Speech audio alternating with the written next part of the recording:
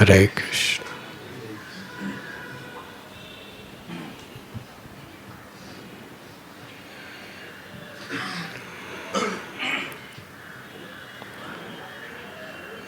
Is there a total of how many books were distributed? Maharaj, we are not able to get the congregation total, but the brahmacharis, they have distributed around 26,400 Mahabig books. And small books, how many small books? Around 35,000 small books. For your 35,000 small books and 26,400 Mahabig books. The congregation is there to get the books in return. So by this time they will come to the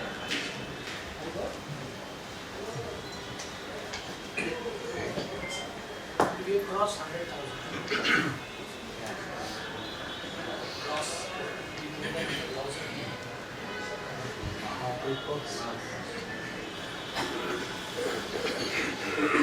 How many parties were? Brahmacharis. Which places? One was in Punjab, Pathankot and Firozpur, and one went to north of Delhi, that's at Rudrapur, and one party went to Chennai, and one was in Maharashtra, near Amravati, Yavatmal. Yes. Besides which place?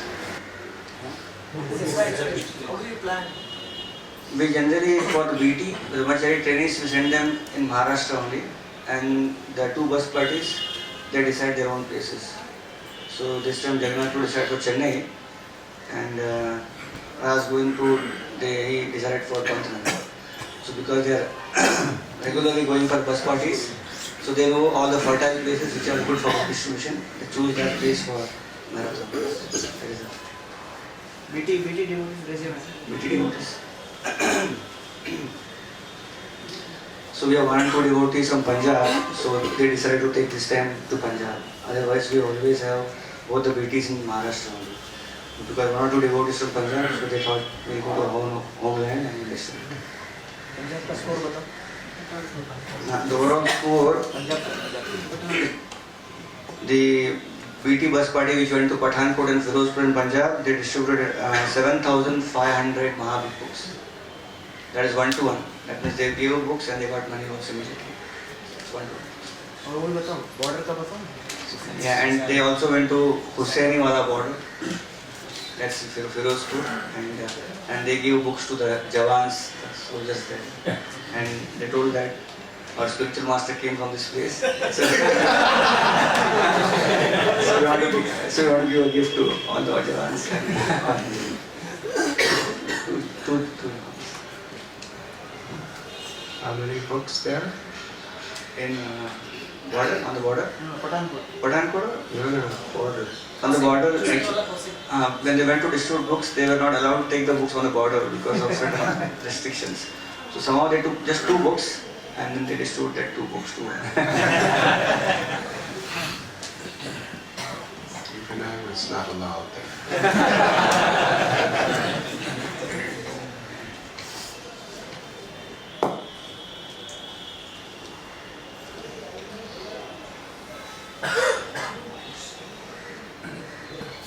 Srila Bhaktisiddhanta Saraswati Prabhupada.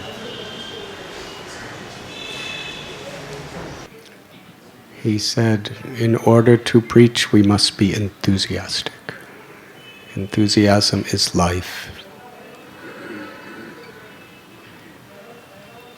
And Srila Prabhupada himself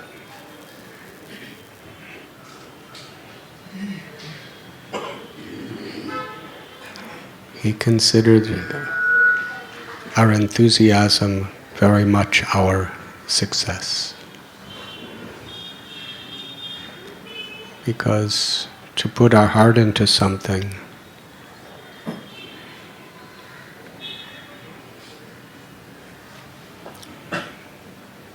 means to be enthusiastic to do it. And what I heard in Chennai,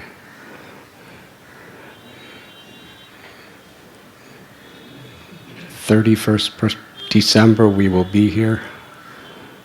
And we will do everything we can, whatever the results. And the commitment to that enthusiasm is in itself the result. This is Bhagavad Gita. Krishna gives the philosophy to Arjuna, and on the basis of that philosophy tells Arjuna to fight, to perform his duty with enthusiasm. And what is the enthusiasm? Enthusiasm to please Krishna. What does Krishna want? Krishna sees every living being as his own devotee. Some are forgetful to various levels, and some are remembering. And as devotees, we have been called by Sri Chaitanya Mahaprabhu, by our previous acharyas, and by Srila Prabhupada to remind people of their eternal constitutional nature, to remind people where their real happiness actually is.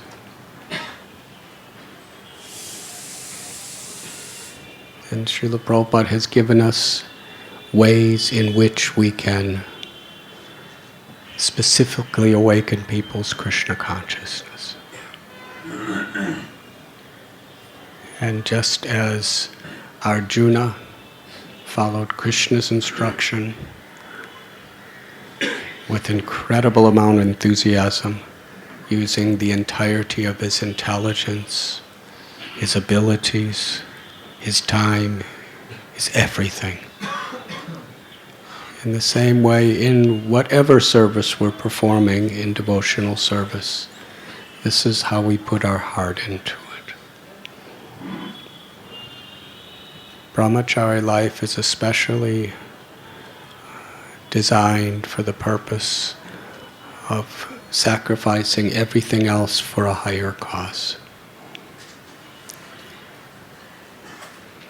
The higher cause of pleasing Krishna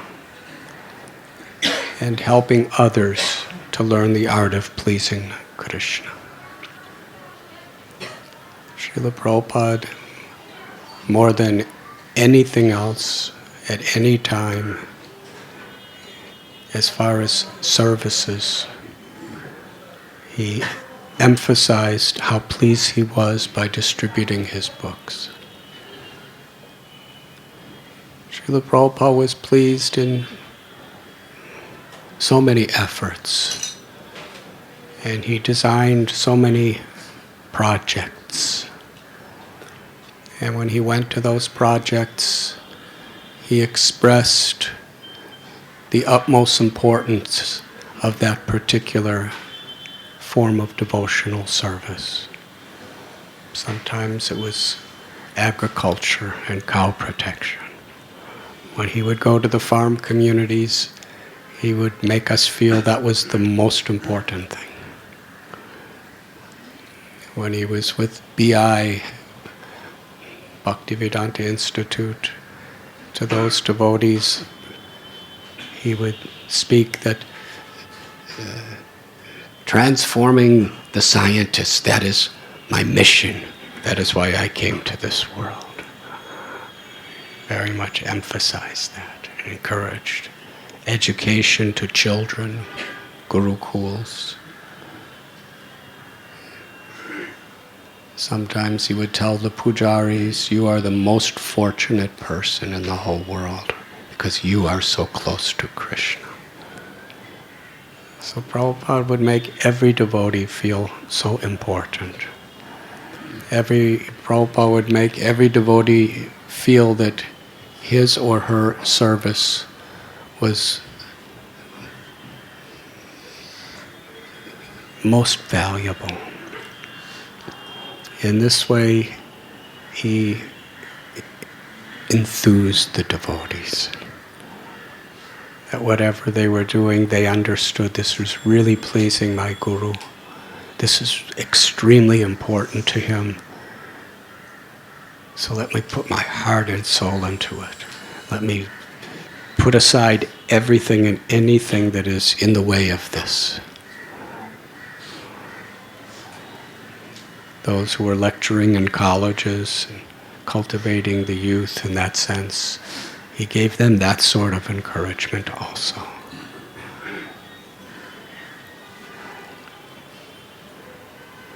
But in most temples, in most places, what Srila Prabhupada would emphasize most was book distribution. And we could understand the reason from various perspectives. One is at the holiest of all holy places, Radha Kund.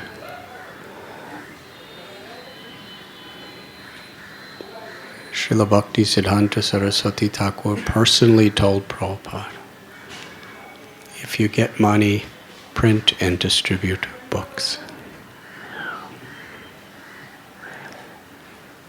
Srila Prabhupada also received the message from Bhakti Siddhanta Saraswati Thakur that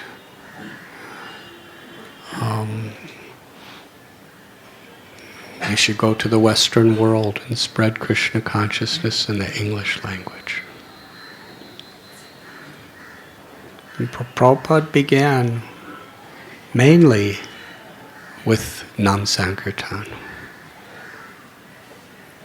At the beginning, that was his main emphasis. Going into the streets and chanting. Sri Chaitanya Mahaprabhu especially gave a lot of emphasis to that. And he personally went out and played his little bongo drum and chanted. And in the early days of the Hare Krishna movement, most every temple, all day long, devotees would just do Nam Sankirtan in the streets all day. Then back to Godhead came. And that became a very much a part of the Nam Sankirtan.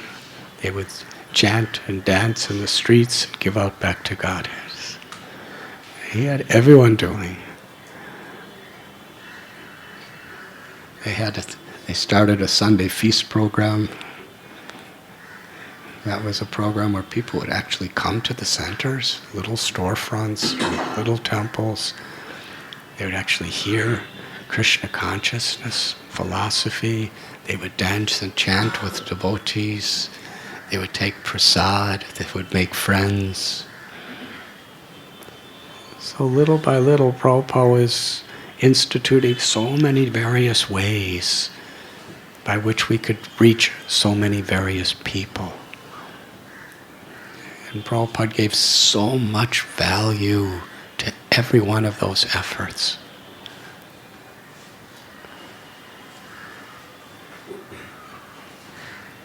That was all based on that simple instruction of Bhakti Siddhanta Saraswati Thakur. Go to the West and give Lord Chaitanya's teachings. But what Srila Prabhupada did is he actually took the way all the previous acharyas were. Harinam Kirtan was always there in our sampradaya. Speaking to scholars who are like the scientists of today was always there. Writing books, distributing books, Narottam Das Thakur, Srinivasacharya Shamananda, under Jiva Goswami's guidance. So Prabhupada really took the tradition of our acharyas and taught all these new devotees all these branches of spreading Krishna consciousness that have always been. Through drama. There was a drama troupe that used to travel around ISKCON. And later on it became based in New York City. was called the Vaikuntha Players. They had an entire auditorium in their temple on 55th Street.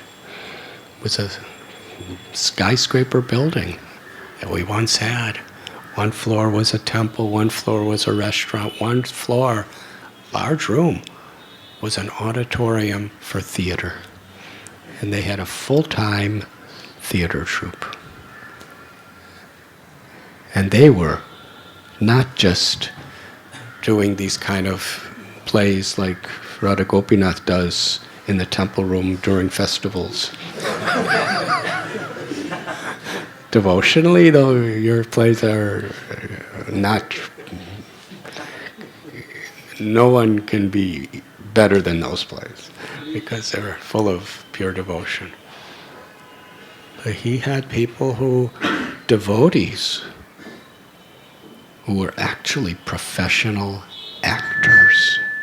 There were quite a few devotees who were professional actors before they came to Krishna consciousness. And they were super excellent. They could act with such emotion and such skill. They make you laugh, they make you cry.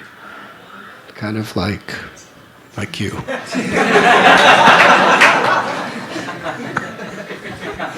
Except they spoke English. And dancers, professional dancers. And they would perform like 1.5-hour dramas every Sunday. Different ones. And mesmerize people. And Prabhupada, he wanted to encourage them. That's why they took it so seriously. That's why they wrote these scripts and built it so well. Because Prabhupada told them, he said, this dramatic performances of Krishna consciousness, there's no better way of spreading our movement. He said, I want all the Vaikuntha players to travel with me wherever I go in the world and perform these dramas to spread Krishna consciousness. He said, when people, when they see these dramas, they not only reading my books, they are living and experiencing my books. So this is how he enthused everyone.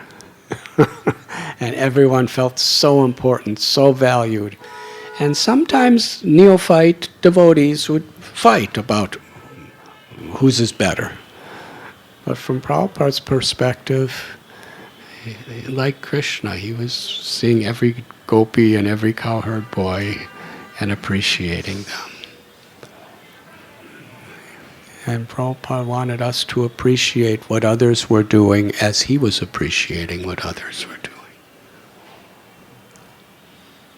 But still, the basis of every different type of service that I've been talking about, whether it's scientific preaching or college preaching or dramatic preaching or farm community preaching or retreat center preaching, or whether it's Gurukul preaching, they're all based on his books. He said books were the basis of everything, the foundation.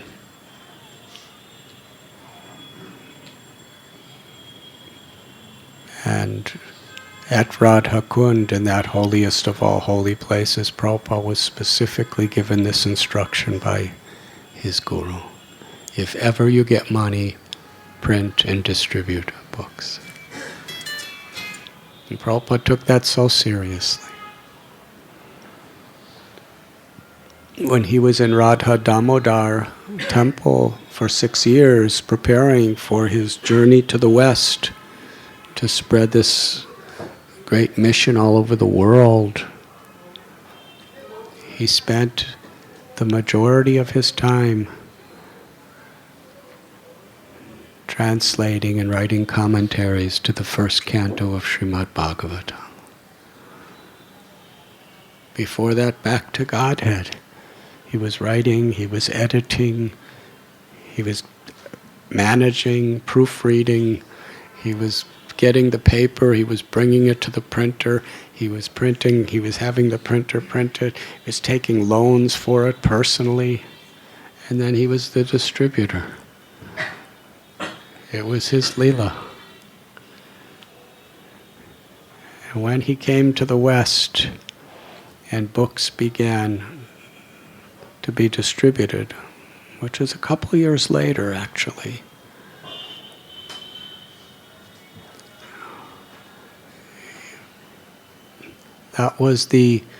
there were specific services that people had and that I was talking about, but the universal service for our whole movement was book distribution. And what enthused devotees so much is how they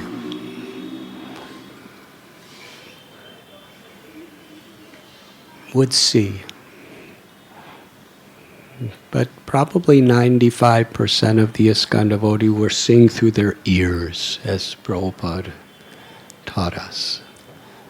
Seeing through our eyes is a very limited experience, but seeing through our ears. Because not that many devotees got to have personal time with Srila Prabhupada. And if they did, almost everybody, their only personal time with Prabhupada was sitting with him in a class. Rarely could anyone speak to him directly. By 1972, that's the way it was. Unless you were in the inner circle of his traveling team, or unless you were a temple president or a GBC. But we all heard how he would rise at 12 o'clock and spend hours every night translating and giving his purports. In the early days, he had a little typewriter. And then one of his disciples brought him a dictaphone. Quite heavy. It's about this big. With a wire. This curly wire that goes... And then a microphone about this big. And you have to press it. Press a button, like... And the tapes would be going, there would be tapes here, and they'd be going like that. And the secretary would carry around that dictaphone everywhere and put it on Prabhupada's desk. And Prabhupada would be giving the word for word transliterations. He would give his translation. And he had a big book that he carried with him wherever he went, with the primary commentaries throughout history of the Srimad Bhagavatam. Commentaries of Sridhar Swami and commentaries of Sanatan Goswami, Vishwanath Chakravarti Thakur, many. He would read all the commentaries for each verse. And he'd digest them all. And then he would give his commentary, dictated. Prabhupada said these purports was his devotional ecstasies. Where nobody was ever there around except in the last days in Vrindavan when we see either Prajumana or Jayadvaita Swami or Tamal Krishna Goswami would hold the dictaphone to his mouth because he couldn't any longer do. But for all the years, he was always in the hours and hours and hours every night. It was just him and his guru and the previous acharyas and Krishna as he would be giving his books. So devotees knew that. That's something he did every single day without fail. Wherever he was traveling, however many meetings, however many lectures, however many he would always give those hours for his books. And he gave us Bhagavad Gita. He gave us 9 full cantos and several of the 10th canto. He gave us Sri Chaitanya Charitamrita, Krishna book, Ishopanishad, Nectar of Devotion.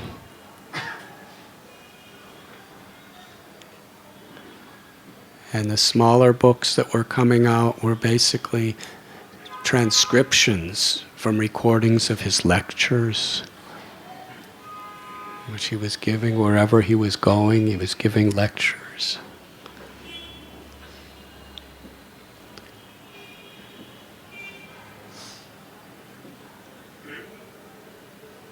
So devotees were willing to risk their lives, even if they hardly, even devotees who never even got to personally, physically see Prabhupada. And there are many of such devotees too who are his disciples. But just knowing how much he put his heart into these books, and knowing how much he wanted us to help him, to share his message, to share his love, his surrender, his devotion to his Guru with the world. Srila Prabhupada was so deeply grateful when devotees had enthusiasm to distribute the books. And one of the things he was so grateful for was the risks that people took to distribute the books. Because in the Western world, practically nowhere was it even legal. We've heard stories about the Soviet Union. Were many of you here when Brahmananda Prabhu told some stories about distributing books in Russia? They never even met Prabhupada. Before they became devotees, Prabhupada already had left the world. I was just with Brahmananda Prabhu in September of the last year in Ukraine. It was interesting because during the Ukraine festival, one lady was there, special guest. Her name is Mandakini Devi Dasi. Srila Prabhupada went to Russia in 1971 with Shamsundar Prabhu and Aravind Prabhu. And during that time, Shamsundar Prabhu on the street met this boy. And he was a Russian boy, along with an Indian. And brought him up, and this boy took interest. Prabhupada spent 3 days giving him everything he needed to know to spread Krishna consciousness during the Soviet Union communist time. Now this is really dangerous. I was born and raised in America. I was born and raised to fear the Russians, because we knew they had nuclear bombs, and they had a bigger army than ours, and we were enemies. And they were the 2 superpowers of the world.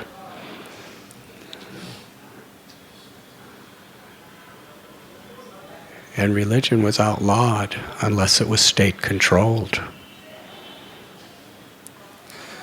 And the devotees, Prabhupada went, and this boy, Prabhupada initiated him, Ananta Shanti. And he said, I need a partner. If I'm going to spread this Krishna consciousness movement in Russia, I need a partner.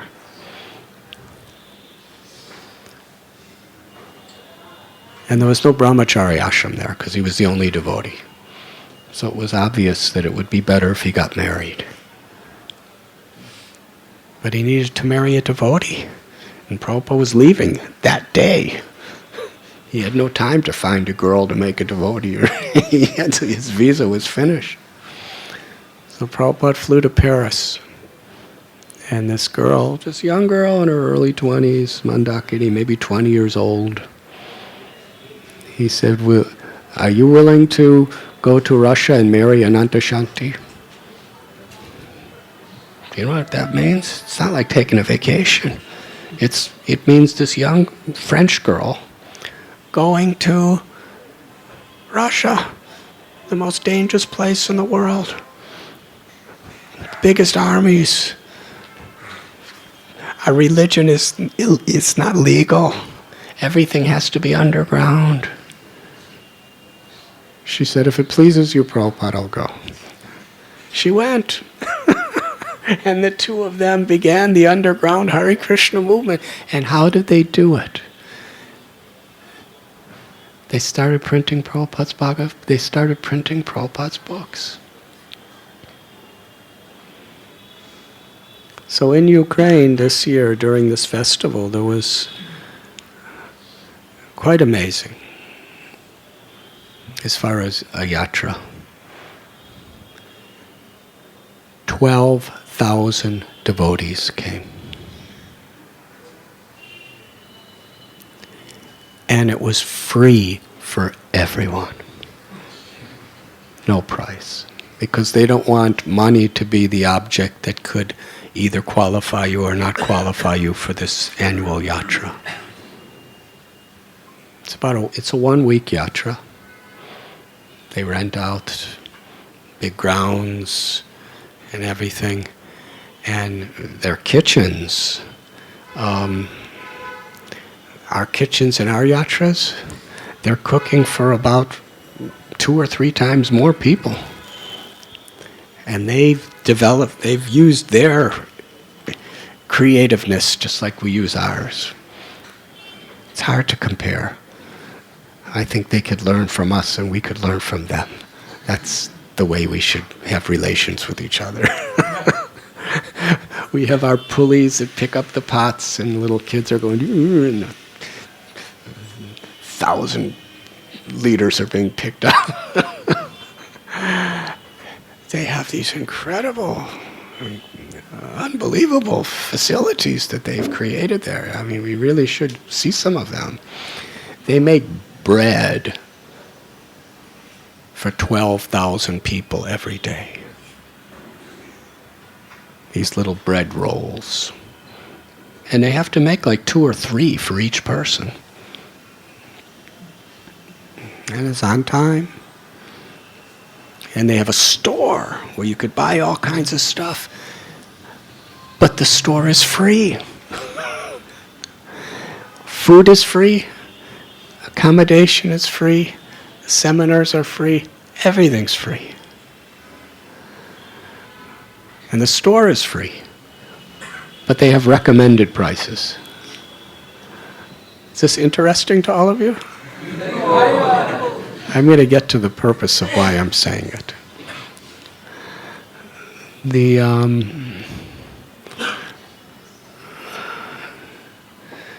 This is going to culminate in a very moving narration.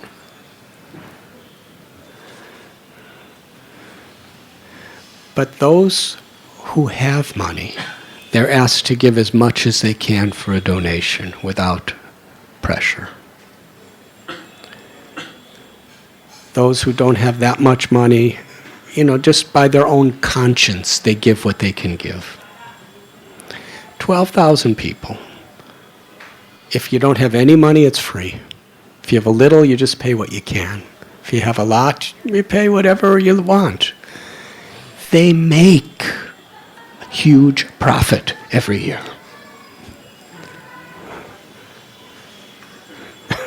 They have large surplus of funds every year. Because really, devotees really, when they see that we are doing something that's so magnanimous without excluding anyone, it's amazing how people are generous. And a large portion of them don't even pay anything. But they're honest people. If they have something, they do. and they're inspired. So anyways, during this, Mandakini Devi, this girl, if she did not, and believe me, she took such risk. She suffered so much when she was trying to spread Krishna consciousness. She didn't know a word of Russian. She knew a little English. She was French. And there she was. She knew English actually, but with a heavy French accent.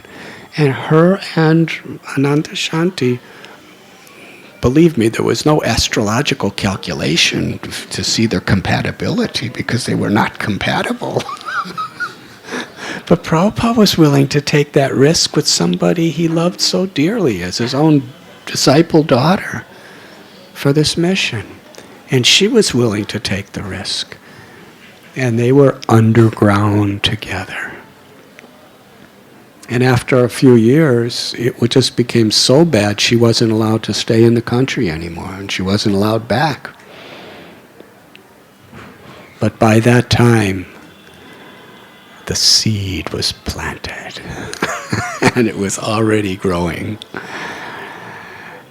So Mandakini Devi wanted the old devotees. Now they're all after Prabhupada, because Ananta Shanti was the only devotee in Russia during Prabhupada's time. And he passed away last year. Let's pray for him.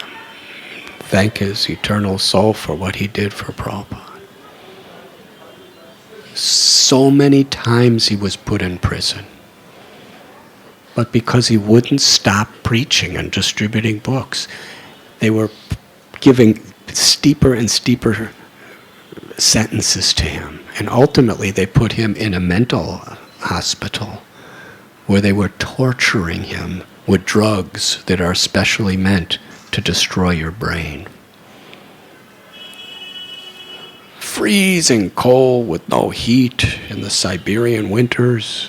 They really tortured. And he'd come out and start preaching again. They didn't know what to do with these devotees. But Mandakini wanted those devotees who were leaders and preachers during the communist regime, whoever was still there, who was at that festival, to have a lunch together.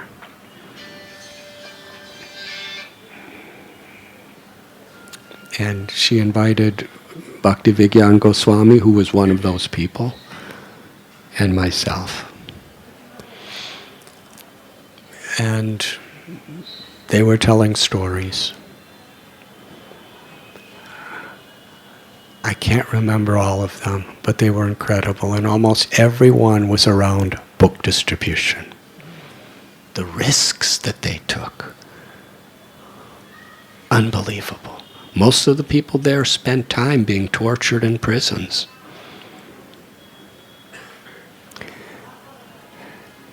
Brahmananda was there. He was the one who was printing the books. You all know what happens in a beehive? Is the person in charge of the beehives at our eco-village here now? He's not here. Anyways, we have beehives. But how many of you know something about the culture of bees in a beehive? Raise your hand. Well, there's a queen bee, and she's right in the middle of the hive. And the duty of there's all kinds of other bees. There's certain bees in a certain inner chambers of the hive, and they're like the ones who reproduce other bees. And then there's like more the administration bees. And then there's the working bees that go out and get the pollen and come back and bring it to the hive.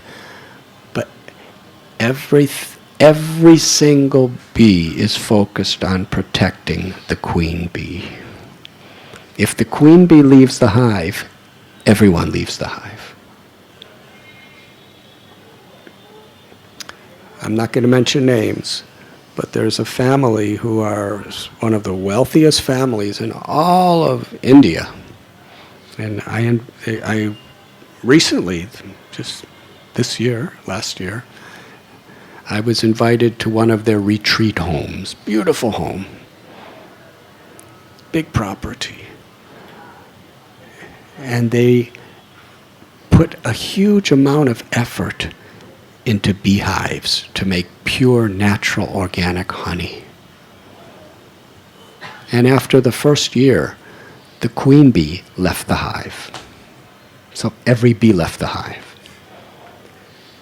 So no matter how much money they put into it, they can't get a drop of honey because they can't keep the bees because the queen won't stay there. So this is the culture of the queen bee, the bees. They're all really devoted to the queen. So because Prabhupada's mission in Russia was very much based around underground book distribution, that's really what was spreading this movement.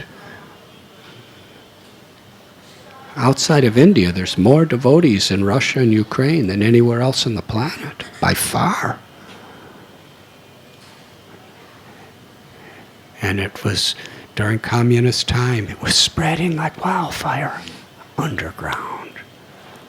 And the communist government considered it one of the greatest threats to their regime was the Hare Krishna movement.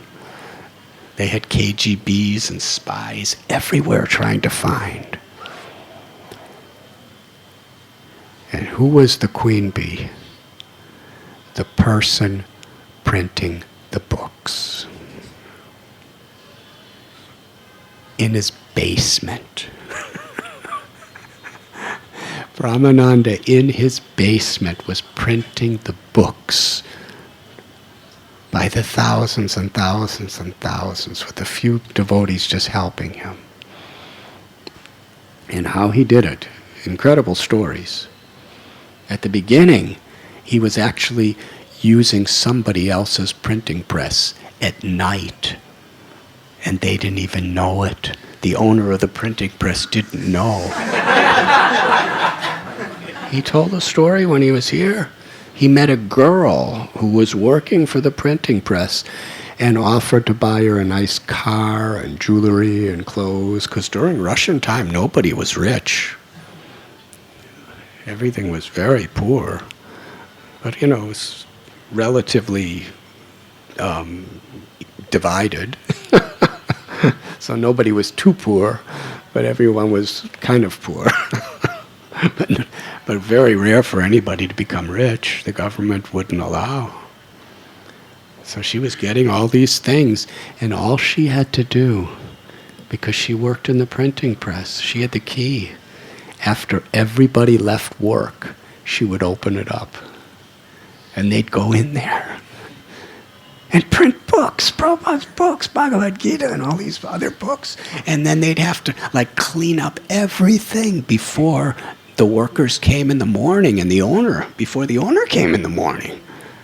And make everything look exactly as it did before. And that's how they were distributing books.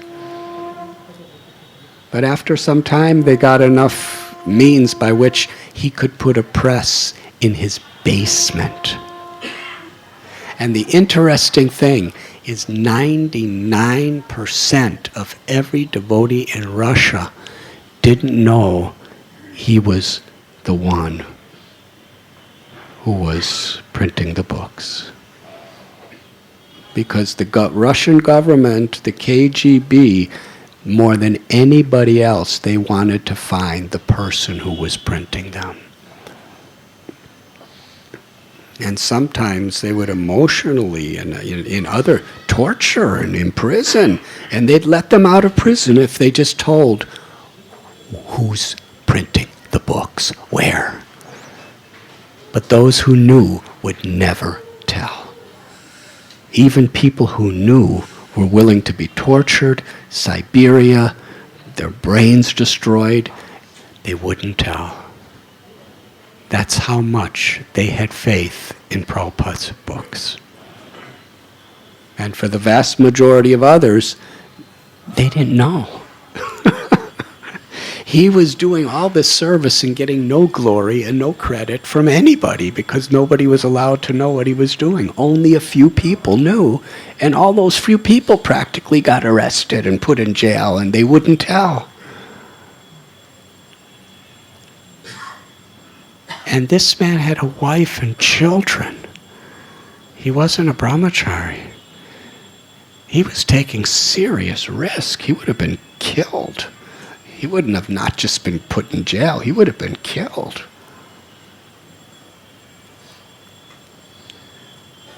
So during that lunch in Ukraine, he told a couple stories, and I'd like to tell one. There were two ladies. Now, none of these people are Prabhupada's disciples. They're all the disciples of his disciples, because Prabhupada had already passed away before any of them actually connected. But the books were there. There were two ladies who were devotees, and they were helping Brahmananda in the printing of the books. Was in the basement of his house. And one day, somehow the KGB, they're always probably the topmost intelligence agency in the world. There's the CIA, the CID, the KGB. They're constantly just underground getting tips and leads, and they have informants, and they disguise themselves to get information. Somehow they got some information to go to where the house was. And Brahmananda was there. And they actually were about to arrest Brahmananda and go into his house. And if they were to arrest him and go in the house and find the press, Brahmananda would be killed, the press would be taken, there'd be no books anymore in Russia. There were several big KGB men armed with guns, weapons, very huge guys, very official. And they came actually to arrest Brahmananda and go in. These two Matajis, not big, not strong, just girls, devotees. When they saw what was about to happen, they screamed and jumped on the KGB men. Jumped on them and started beating them up. These men have guns. And there's several of them. They couldn't believe what these girls are doing. This is serious stuff. They just, girls are dead. It's that easy. But they jumped on them and started, wouldn't let them. And while they jumped on him and everything, and it created such a fuss, Brahmananda ran away.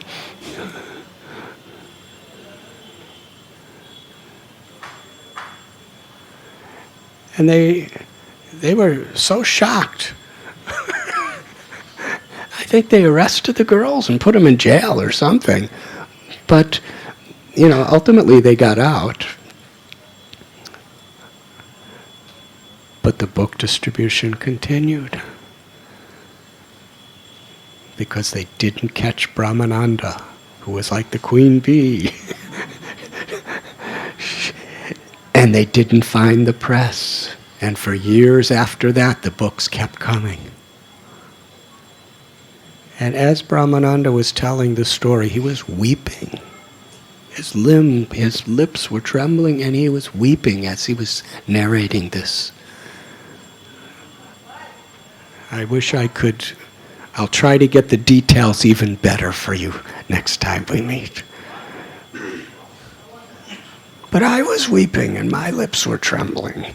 Everybody in the room was weeping, and especially these men and women who were there at the time, they knew what the fear was 24 hours a day.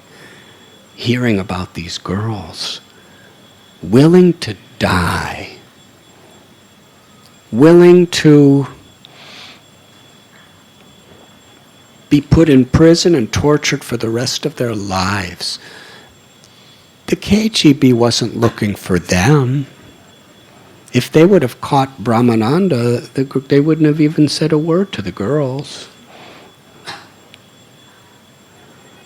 They put their lives on the line because they had that much faith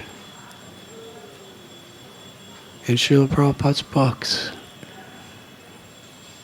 and how it could change people's hearts.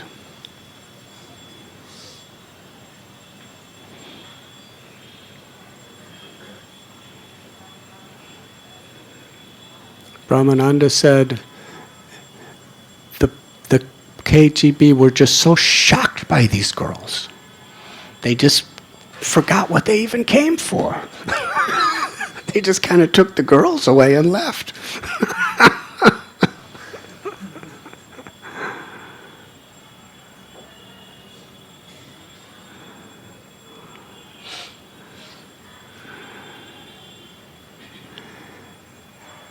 And how many people in the world even know the names of these girls? He told me, but I don't even remember. Nobody knows. Whether anybody ever will know. They obviously didn't do it for name or fame. These are some of the unsung heroes.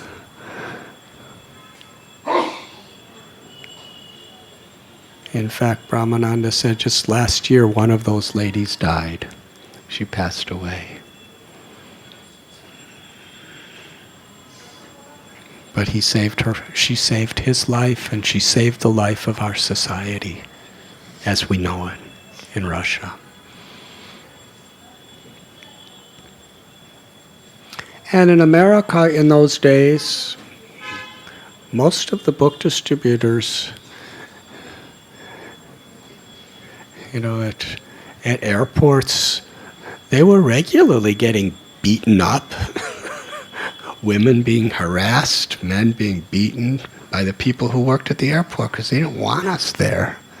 And constantly fighting court cases to try to stay in there. They would be in parking lots where it was illegal. Those old book distributions, the book distributors in America, if you talk to them, most of them spent time in jail. They were willing to risk everything. Why? And much of the biggest book distribution during Christmas time was in the north, where it's this much snow, and it's massive, icy winds. And it's, by Celsius, 6, 7, 8 degrees below zero, day and night, during the day.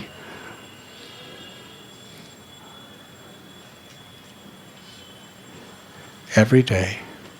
And they're just in parking lots outside 12 hours a day. That's what book distribution was.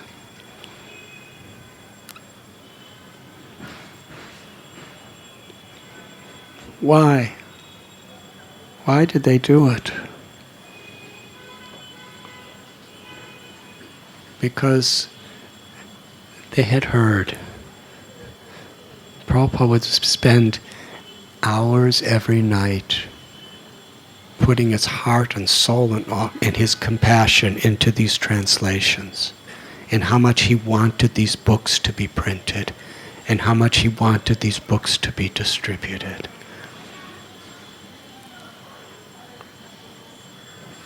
Some of them had association with Prabhupada, the vast majority at the most in a class once every couple years. But this was their faith, and this was their enthusiasm.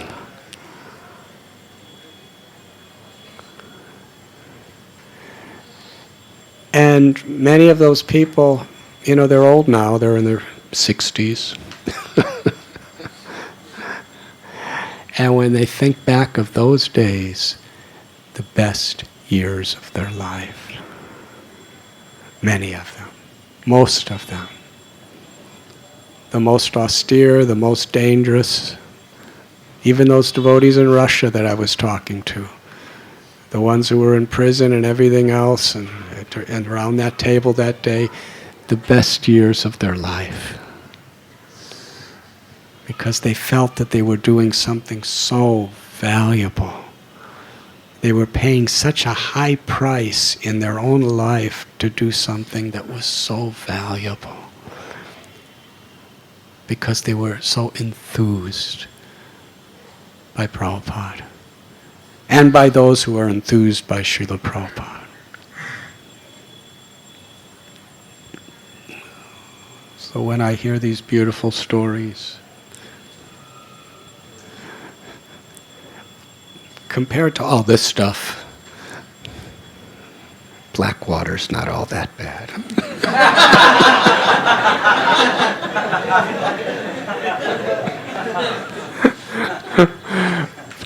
But still, it's good for the show.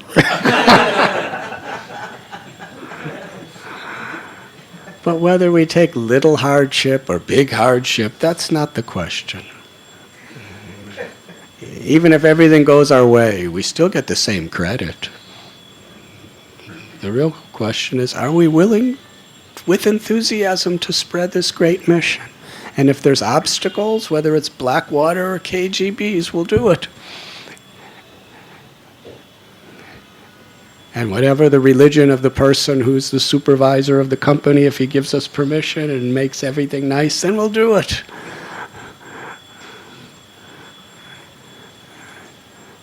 But just to see your enthusiasm.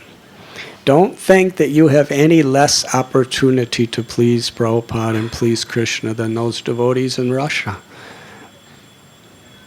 Or those devotees in America. Or those original people who were around Prabhupada. Understand that if we're just enthusiastic and willing to endure the risks and endure the inconveniences, whether they're great or whether they're small, we get the same blessings. We give the same amount of pleasure. And all of you have given so much of your hearts, your energy, and your enthusiasm, and your devotion for this wonderful purpose. I'm very proud of you. I'm very grateful to you. Because my own personal life, I'm not much of anything. During Prabhupada's time, I was like on the 4th or 5th level down in the hierarchy of ISKCON. I was during Prabhupada's time in India. I wasn't even in ISKCON. I was just a sadhu who just loved Prabhupada. I wasn't a part. I didn't even know what his institution was until I came to the West. He didn't have any temples that I think he had one in Calcutta, but I didn't go there at that time and see it.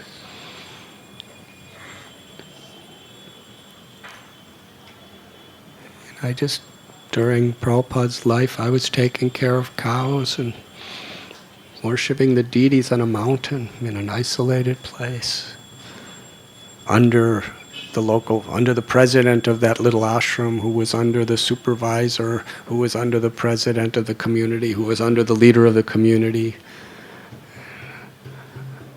So I was in a distant place.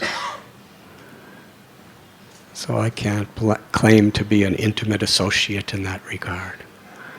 But one thing I do know is Srila Prabhupada opened his heart and opened this movement in such a way that every single one of us can be an intimate associate. By taking his orders as our life and soul. By taking his mission as our mission. By putting aside all of our ulterior conditionings and ulterior motives and actually trying to please him. That's something that everyone could do. And in this way, everyone, however easy or difficult, could be equally intimate in the inner circle of Prabhupada's heart. And that means the devotees who take this spirit even in the future generations of our society.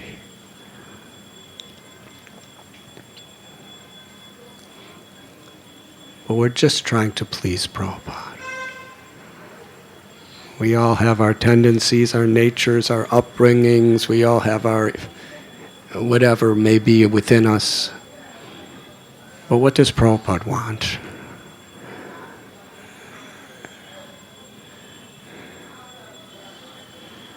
And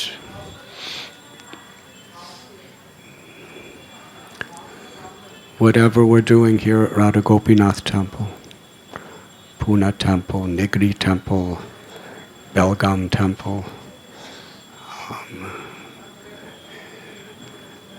Nasik Temple,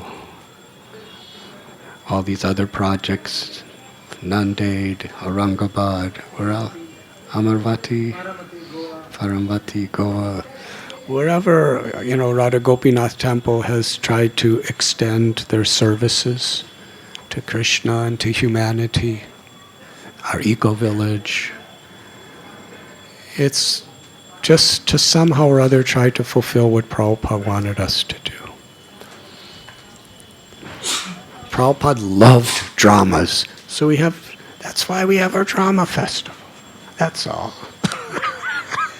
Because he knew how it could inspire devotees and spread our movement. And I'd love to see a drama troupe. We were in Pune and we saw that Tukaram drama, and that was super excellent. Because it was in Marathi and it was so loud, and they put my seat right in front of the speaker. Vrindavan Prabhu was shouting the translation in my ear, but I couldn't hear a word of it. But from whatever Govinda Prabhu told me of the story before, I understood some things. But dramas thousands of people came. And I think Rup Raghunath Prabhu, he has dramas of Tukaram Leelas, and they go village to village to village, and they perform these dramas, and they get hundreds of people. Hundreds, yes? Sanat Kumar Prabhu, you're very much a part of that. He's a grassroots village preacher, Sanat Kumar. And so many people are coming because drama is such a medium. And they're having Sankirtan. And they're given pravachan, kathas. And they're having cultural experiences. And they're helping people to understand the simple living, high thinking. We're trying to integrate that with helping people understand cow protection and natural agriculture and water harvesting. These are all things that Srila Prabhupada told us are part of the Vedic culture, and if understood and presented properly, can spread our movement like anything. Prabhupada ordered, he wanted retreat centers that are replicas of Vrindavan. So Sanat Kumar Prabhu, Gauranga Prabhu, Vasudev Prabhu are building. This is not our idea. This is Prabhupada's idea. Prabhupada wanted, he would say, I want Jamuna, I want Madan Mohan, I want Govindadi, I want Radha Shamsundar, I want Radha Raman, I want Govardhan. Name a mountain after Govardhan. Let people from all over the world come and experience Vrindavan, but they'll experience the way we want them to see it, without all the commercialism and other types of, mixed philosophies. So Prabhupada wanted so many things. But the basis and the universal principle was always book distribution.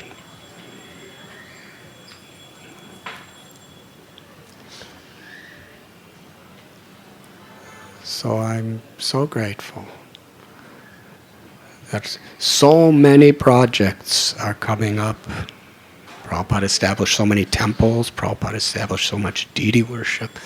So Radha Gopinath, all their dresses and all their garlands and all of their, all the beauty that we've tried to create in their home, their temple, it's just to please Prabhupada. Just to try to assist him.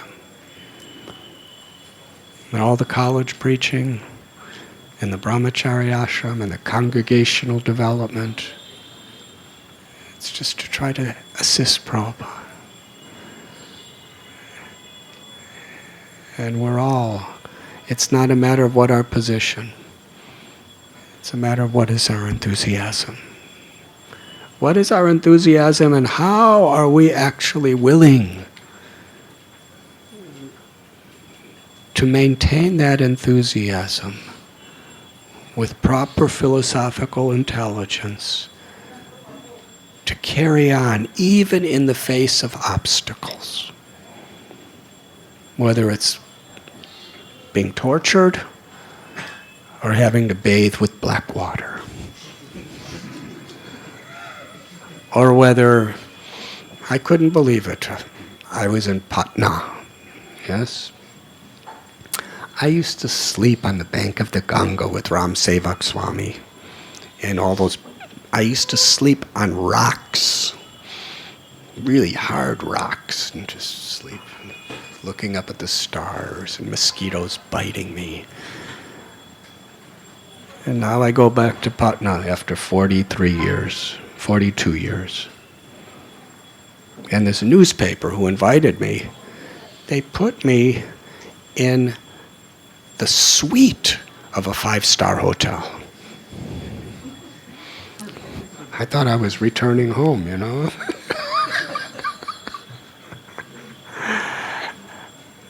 And I couldn't say no because, we got there, we had to immediately, yes, Shubhavalas? We got late, we drove, it was a 5-hour drive from Gaya, and we had a press conference immediately after. So I just had like a few minutes to take a bath and run down and do this press conference and then this big program. So I didn't have time to say, no, I'm not. I didn't know where I was going.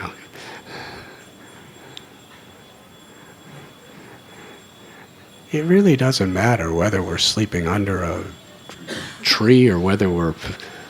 And I'll tell you, I was so much happier in this little room with cow dung here at Radha Gopinath Temple. There's no sense gratification for any of us in these places. In fact, it was freezing cold.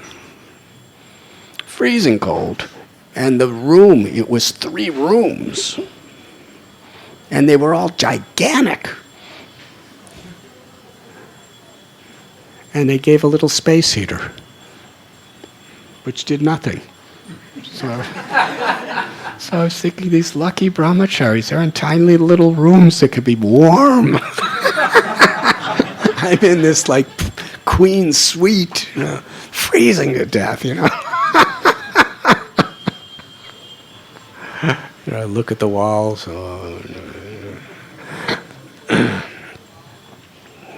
But whatever the situation may be, we're not concerned with our happiness or distress or our honor or dishonor. We're concerned with how we can serve. And we're enthusiastic. And all of you are enthusiastic and actually developing so many projects that are so pleasing to Prabhupada. My hope and my prayer is we can keep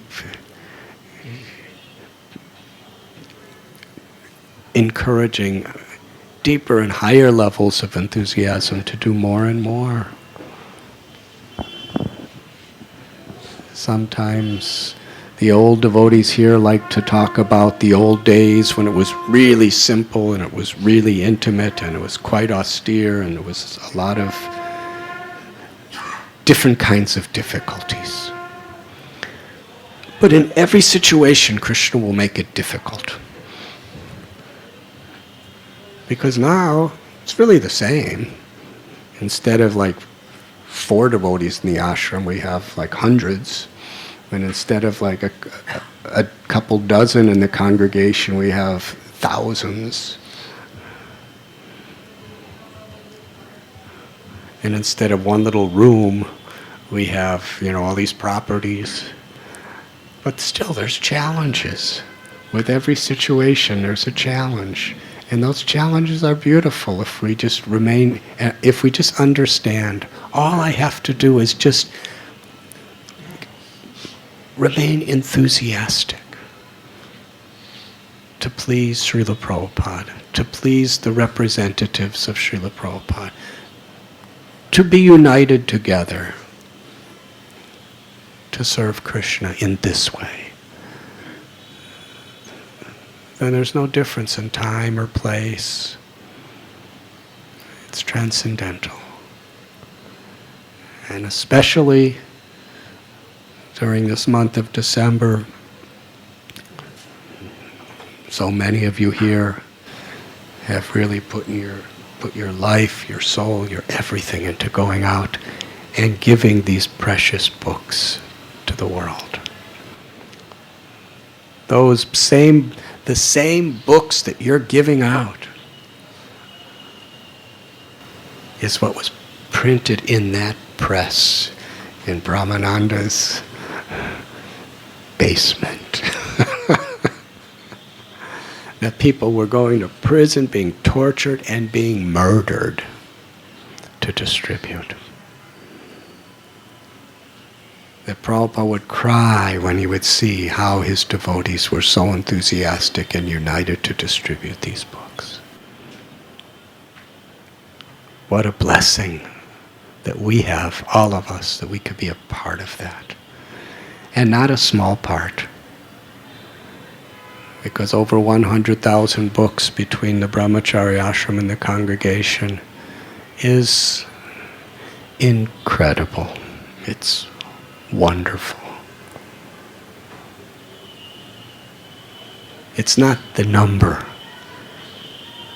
It's the enthusiasm that created that number. It's the commitment and dedication and sacrifice that created that number. So with all my heart of hearts, I thank you. It's a glorious service. It's a glorious service you have done this month. And not only that,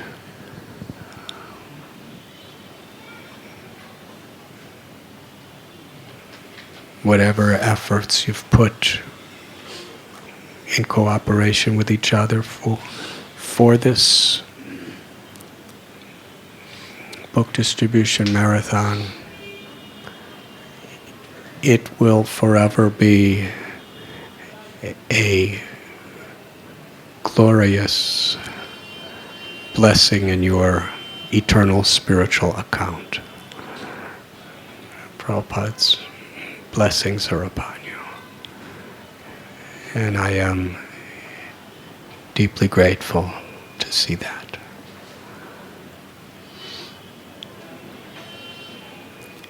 And when I saw all of you laughing and having such a nice experience together, that was so sweet. When you were talking, I was getting translations, but I couldn't understand what he was saying.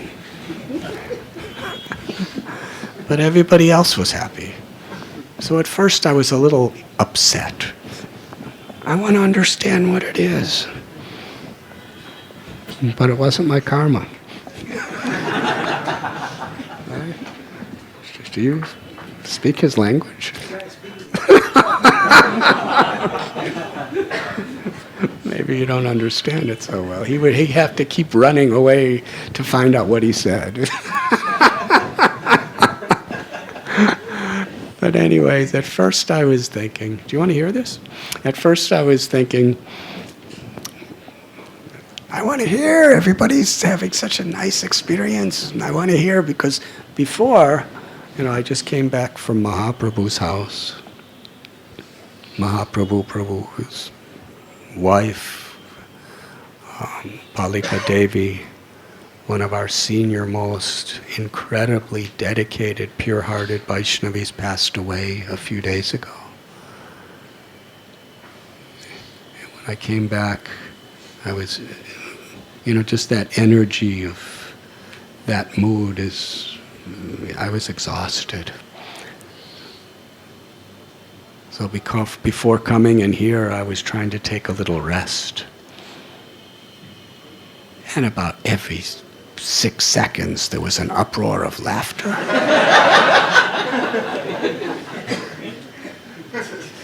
I would go, and then,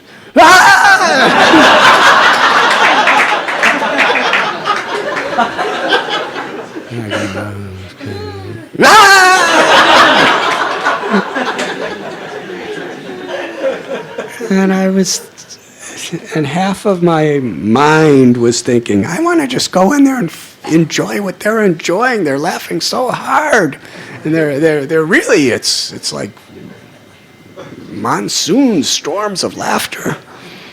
But at the same time, I'm tired. So, anyways, I didn't rest. But I came here, and I was really expecting to be a part of it, to understand I was feeling separation. And then when I finally came, I could hardly understand anything. But then Krishna gave me a little gift, which is so precious. If only I can appreciate it. Didn't matter if I understood. The real thing is all of you are enjoying it. And what are you enjoying?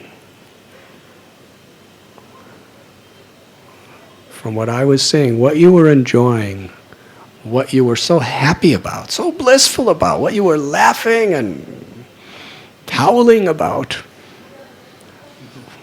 was your appreciation for each other. Yes? That's what I was saying. I couldn't understand the details of the language or what was going on, but I could feel this.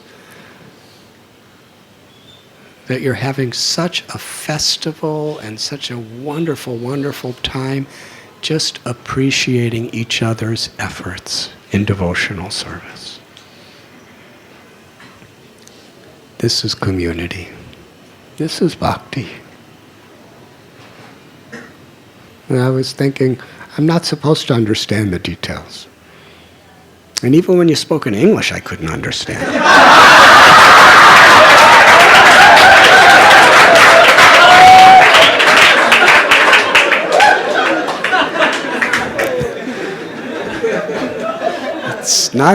I'm not saying your English is not good. I'm just saying it just wasn't my karma to understand anything.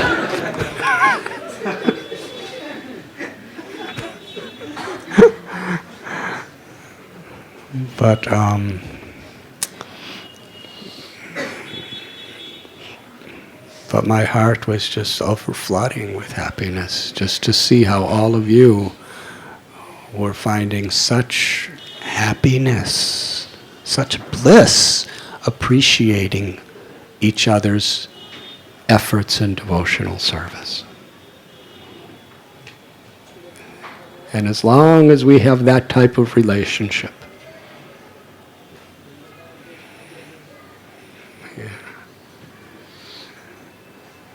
Mathura Mohan Prabhu may not be able to do what Radha Gopinath Prabhu does. But believe me, Radha Gopinath Prabhu cannot do what Mathura Mohan Prabhu can do either.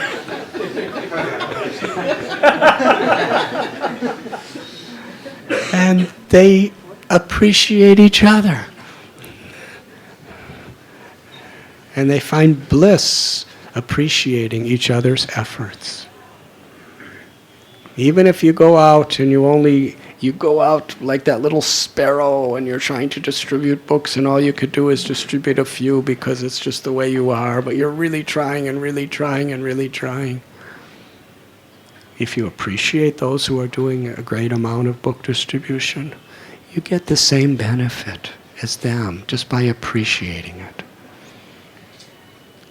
And also the person who's distributing a huge amount of books, if he can appreciate the sincere surrender and effort of someone who's only able to do a few, then that person is going to make a tremendous much more advancement by being able to appreciate that unknown one. So this culture of appreciation, this culture of finding happiness in seeing others being empowered, finding happiness in seeing other people blessed, seeing happiness in seeing other people happy in Krishna consciousness. That's the key to the International Society for Krishna Consciousness, as Sri Chaitanya Mahaprabhu, Nityananda Prabhu, and Srila Prabhupada envisioned. So I want to thank you for your incredible efforts distributing Prabhupada's books. And I want to thank you for being such a united family, appreciating each other. Srila Prabhupada Ki Jai. Thank you very much.